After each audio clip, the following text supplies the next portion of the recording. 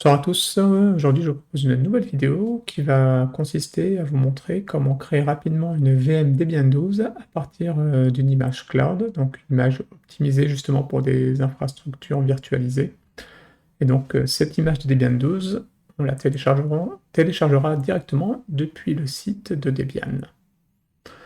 Donc l'intérêt de cette méthode, vous allez voir, c'est qu'en quelques minutes, on arrive à se constituer justement une VM avec un OS déjà installé, ce qui est bien plus rapide que de télécharger l'image habituelle NetInstall et de passer à toutes les étapes du programme d'installation. Donc la première étape, ça va être pour nous de télécharger l'image sur le site de Debian. Donc vous vous connectez en SSH sur votre hôte Proxmox. Et dans mon cas, en fait, je vais venir télécharger l'image dans ce répertoire.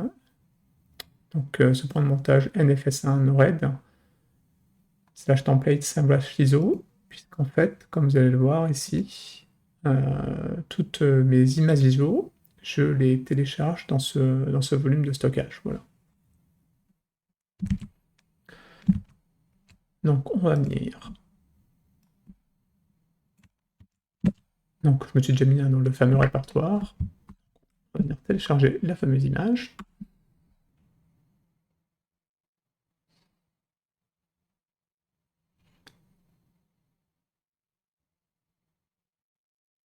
Voilà, c'est fait. Oui, c'est assez rapide.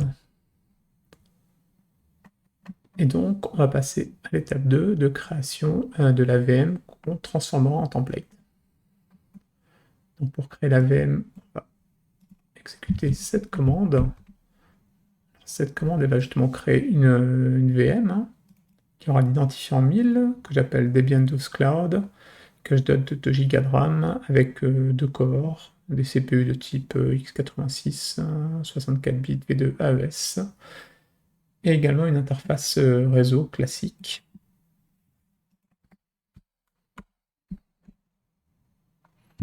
Là, si je vais dans mon interface Proxmox, vous voyez, elle apparaît. Donc on va continuer à venir le personnaliser. Donc une fois qu'on a créé cette VM, on va importer le disque, donc l'image de Debian 12 qu'on a, format QCO2 qu'on a tout à l'heure téléchargé, on va venir l'importer.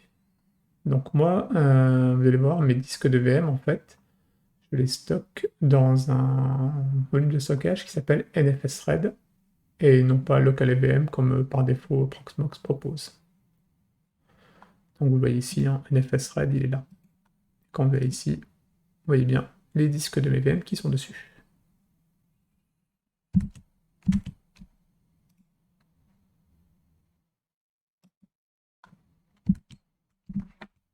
Je passe la commande.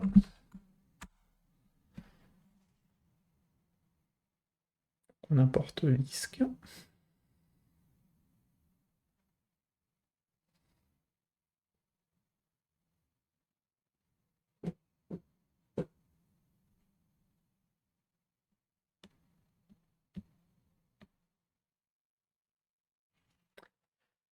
Et voilà, le disque est importé. Donc ce qui est important ici, c'est que vous avez son identifiant, ce qui nous permettra de le référencer dans la commande suivante.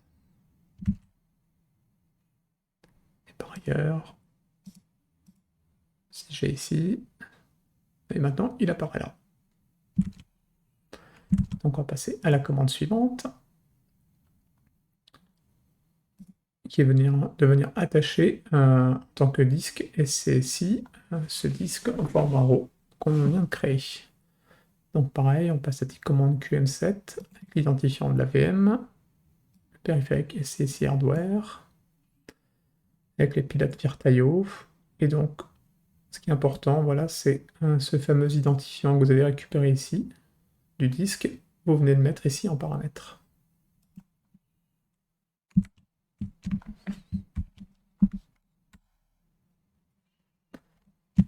Et si on va dans Proxmox, ici, vous voyez maintenant que la VM a son disque. On continue les différentes étapes. Donc maintenant, on va venir créer un disque Cloud init, donc ce sera un périphérique de type IDE2 CD-ROM.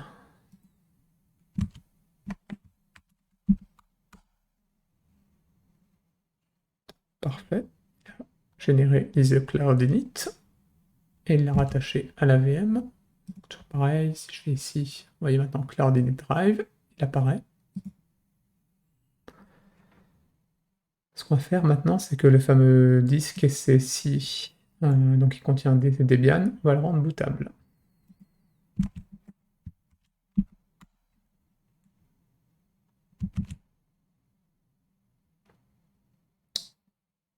On va également créer un petit port série.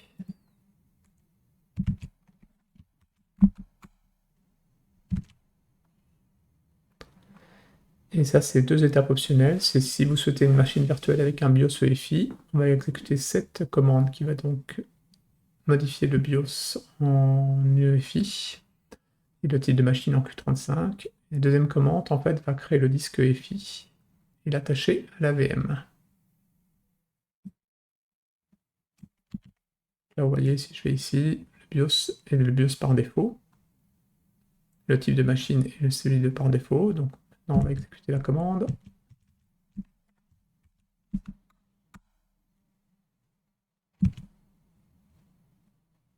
Voilà, ça vient de se mettre à jour. Et on va donc créer le disque EFI.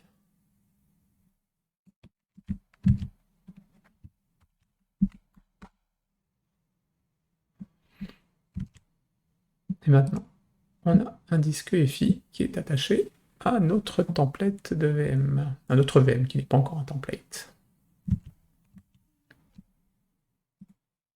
Donc voilà, maintenant on va pouvoir passer à l'étape numéro 3 de paramétrage de Cloud Init. Donc là, vous allez voir, c'est assez simple, hein. On va utiliser pour le coup l'interface graphique de Proxmox. Donc on va venir configurer l'utilisateur, le mot de passe, la clé publique SSH et la configuration IPv4 en DHCP. C'est très important, il ne faut surtout pas démarrer la VM encore, hein. Donc on va se positionner ici sur Cloud Init. Donc par défaut, moi je veux un utilisateur qui s'appelle Christophe, qui soit créé. Je rentre le password que je souhaite associer.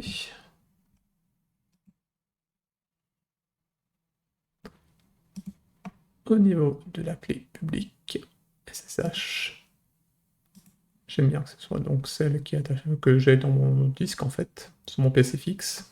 Ça me permet de m'identifier directement par clé depuis. Hop, et là. Ça permet de m'authentifier directement par clé sur les VM que je crée. Et enfin, au niveau de la config, IPv4 DHCP. Et voilà, la configuration Cloud Init est terminée. Donc maintenant, on va sélectionner la VM et on va la convertir en template, qui nous permettra ensuite de la cloner à l'infini. C'est très simple. De mémoire, on va ici, convert to template. Yes.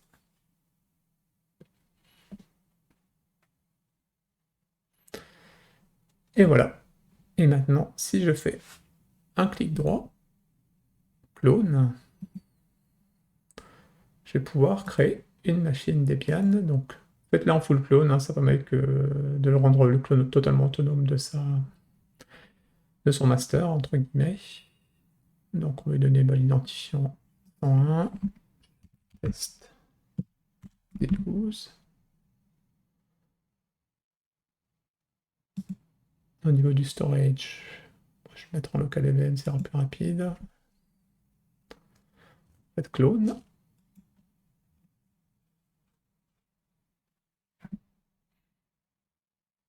Là, il est en train de me créer une VM. Pas encore tout à fait disponible.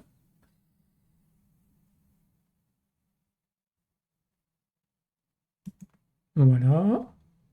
Et donc la première chose que l'on va faire avant de démarrer la VM, c'est de venir en fait redimensionner le disque, puisque par défaut en fait il ne fait que 2 Go.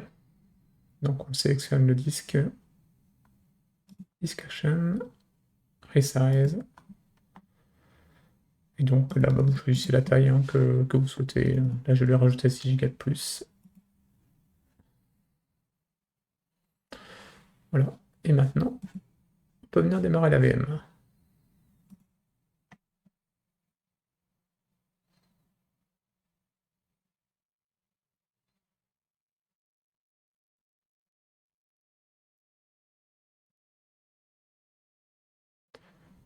On va avoir Cloud Init qui va s'exécuter pour créer mon utilisateur, mettre à jour le système.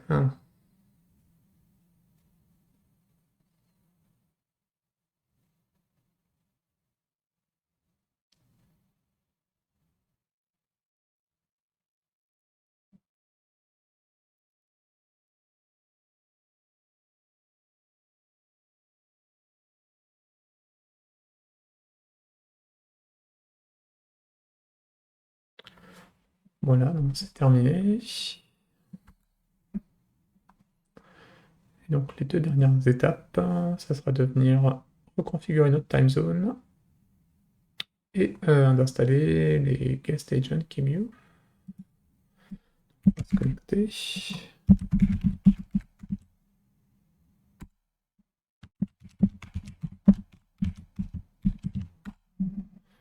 L'intérêt c'est que la commande sudo est reconnue, hein. Pas besoin d'installer.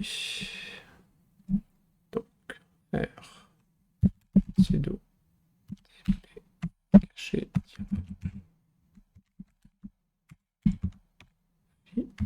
sur tz data.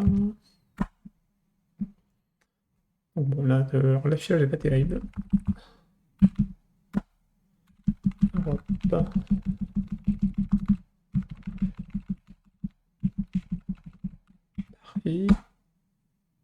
Et voilà. Et ensuite le date.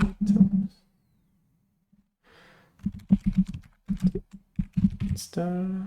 C'est QEMU. Guest agent. Et voilà. Désormais, la VM est disponible.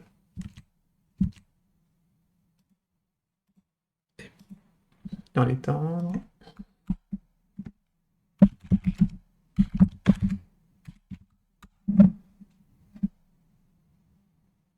Et vous allez le voir, on pourra démarrer. Ça va très très vite.